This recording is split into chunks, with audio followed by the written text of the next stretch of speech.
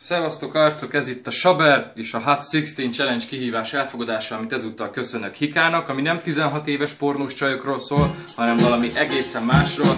Ez pedig az én 32-esem élő egyenes adásba, fogadjátok tőlem nektek.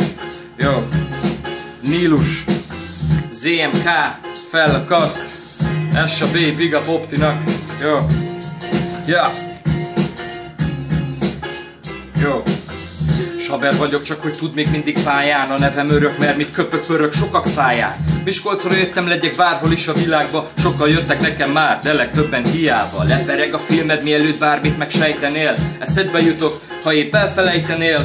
De most tetten ér a rettegés, ja. Szavamat adom, hogy szabad utakon, én majd megmutatom, hogy hogyan is rakom tetrekész. Vagyok bármikor, ha kell, csak egy feltevés. Lesz-e mikrofonkábel, ugye értitek? Miről ugatok itt most? Vagy ahogy van az egész, az szóval száll el. Sok embert ismerek, nagyon vastag füzettel, kiló üres tollal, ők játszottak a tüzekkel. Nehéz az asztaluk, súlyos terhek nyomják, amit mások nem mernek, azt ők kimondják a füzekkel.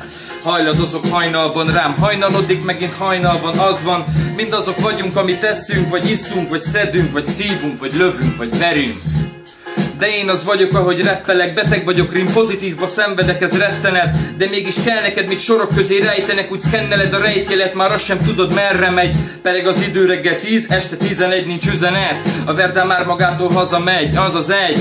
Szerencsém van, hogy kevés a jó rim, de nálam mindig akad egy. Ez MC védjegy, erről felismerhető. Kihívás fogadva a bizonyíték terhelő, de türelem. A hallgatóknak üzenem, nincs még tele a fűzetem. Jó, ez volt a 16 Challenge. Az én kihívottjaim pedig fantasztikus Zsola a Faktor Laborból, akinek szerdán volt a szülinapja, úgyhogy boldog békességet, Papsi, Big Mac a Tesó Crewból és Tequila. Sok puszi csumpa!